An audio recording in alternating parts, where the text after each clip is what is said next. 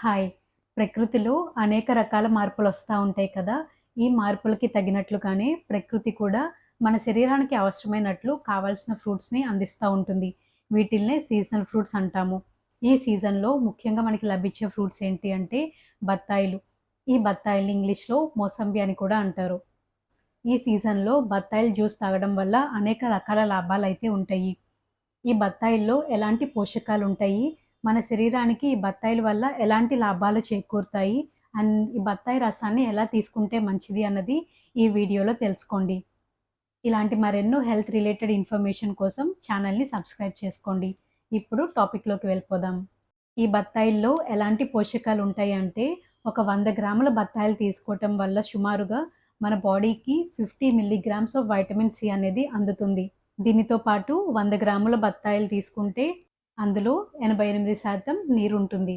100 గ్రాముల బత్తాయిలు తీసుకుంటే సుమారుగా ఒక 40 క్యాలరీల పాటు శక్తి అన్నది మన శరీరానికి లభిస్తుంది. మన శరీరానికి రోజుకి ఎంత విటమిన్ సి కావాలో అంత విటమిన్ సి అన్నది ఈ బత్తాయిల ద్వారా మనకి లభిస్తుంది. ఈ విటమిన్ సి మన శరీరంలో ఉన్న రోగనిరోధక శక్తిని పెంచుకోవడానికి చాలా ఉపయోగపడుతుంది. ఈ బత్తాయిలు తీసుకోవటం వల్ల శరీరానికి అనేక లాభాలుంటాయి. ఇందులో ముఖ్యమైన లాభాలు ఏంటంటే, ఇందులో ఫ్లావోనాయిడ్స్ ఉంటాయి. ఈ ఫ్లావోనాయిడ్స్ వల్ల మనకు ఉపయోగం ఏంటి అంటే, మన శరీరంలో డైజెస్టివ్ ఎంజైమ్స్ అన్నది ప్రొడ్యూస్ అవుతుంది. మనం తీసుకున్న ఆహారాన్ని డైజెస్ట్ చేసుకోవడానికి. సో, ఈ ఎంజైమ్స్ అన్నది ప్రాపర్‌గా ప్రొడ్యూస్ అవ్వడానికి అండ్ మనం తీసుకున్న ఆహారాన్ని సరిగ్గా డైజెస్ట్ చేయడానికి ఇది ఉపయోగపడుతుంది. అది మాత్రమే కాకుండా లివర్‌లో బైల్ జ్యూస్ అన్నది ఫార్మ్ అవ్వడానికి కూడా ఈ ఫ్లావోనాయిడ్స్ అన్నవి ఉపయోగపడతాయి. ఇవి బత్తాయిల్లో మనకి లభిస్తాయి. అదే కాకుండా మన ఫుడ్ అనేది డైజెస్టివ్ సిస్టమ్‌లో మూవ్ అవుతా ఉండాలి. ఇలా కదలికలు రావడానికి కూడా ఈ ఫ్లావోనాయిడ్స్ అనేది ఉపయోగపడుతుంది. ఈ ఫ్లావోనాయిడ్స్ అనేవి అధికంగా బత్తాయిల్లో లభిస్తాయి.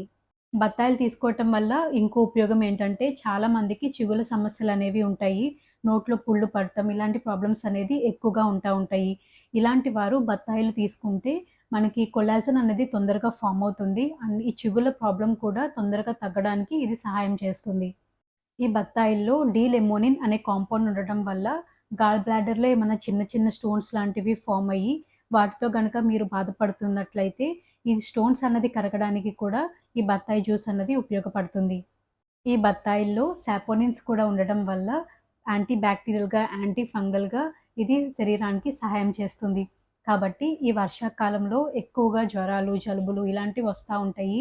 అండ్ ఇన్ఫెక్షన్స్ కూడా ఎక్కువగా వస్తా ఉంటాయి. కాబట్టి ఈ కాలంలో దొరికే ఈ బత్తాయిల్ని మీ ఫుడ్‌లో ఇంక్లూడ్ చేసుకోండి.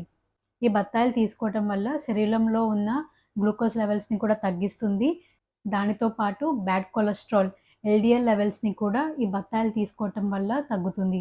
ఇందాక చెప్పినట్లుగా ఈ బత్తాయిల్లో అధికంగా విటమిన్ సి అనేది లభిస్తుంది.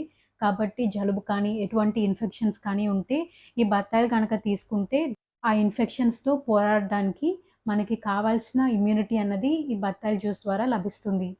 ఈ బత్తాయిల వల్ల ఇంకో మెయిన్ లాభం ఏంటంటే, ఇప్పుడు చాలామంది స్కిన్ కోసం అనేక రకాల స్కిన్ ట్రీట్మెంట్స్ చేయించుకుంటున్నారు.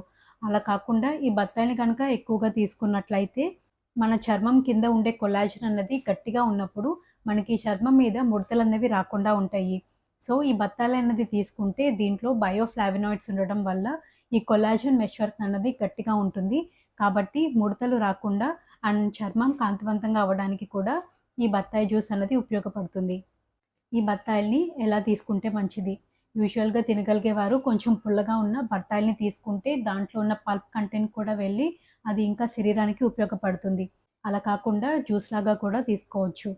సాధారణంగా బాగా గ్రీన్ కలర్‌లో ఉన్న బత్తాయిలు కొంచెం పులుపు ఎక్కువగా ఉంటుంది. కొంచెం పండిన బత్తాయిలో పులుపన్నది తక్కువగా ఉంటుంది. బత్తాయి జ్యూస్ బాగా పుల్లగా ఉండి పిల్లలు తాగడానికి ఇబ్బంది పడుతున్నట్లయితే, ఆ బత్తాయి జ్యూస్‌లో కొంచెం తేనె అన్నది కలుపుకుంటే, ఆ పులుపు అన్నది తగ్గి కొంచెం తియ్యగా మారి పిల్లలు బాగా తాగుతారు. చాలామంది బత్తాయి జ్యూస్ పుల్లగా ఉంటుందని అందులో షుగర్ కలుపుకొని తాగుతా ఉంటారు. అలా చేయటం వల్ల హిస్టమిన్స్ అనేది పెరుగుతుంది. సో, దీని ద్వారా అలెర్జీస్ రావడం లేదా ఇన్‌ఫ్లమేషన్ అన్నది రావడం జరుగుతా ఉంటుంది. కాబట్టి షుగర్ కలపకుండా ప్లెయిన్‌గా జ్యూస్‌ని తీసుకోవడం మంచిది. అవసరమైతే కొన్ని నీళ్లు కలిపి తీసుకోవచ్చు. సో, విన్నారు కదా! ఈ బత్తాయిల్లో ఎలాంటి పోషకాలు అండ్ ఇవి తీసుకోవటం వల్ల ఎలాంటి లాభాలున్నాయని. కాబట్టి ఈ బత్తాయిల్ని మీ ఫుడ్‌లో ఇంక్లూడ్ చేసుకొని కావాల్సిన ఇమ్యూనిటీని పొందండి. ఈ వీడియో కనుక మీకు ఇన్ఫర్మేటివ్గా అనిపిస్తే లైక్ చేయండి, షేర్ చేయండి అండ్ సబ్స్క్రైబ్ చేయండి. This is doctor Rohitha. Thank you.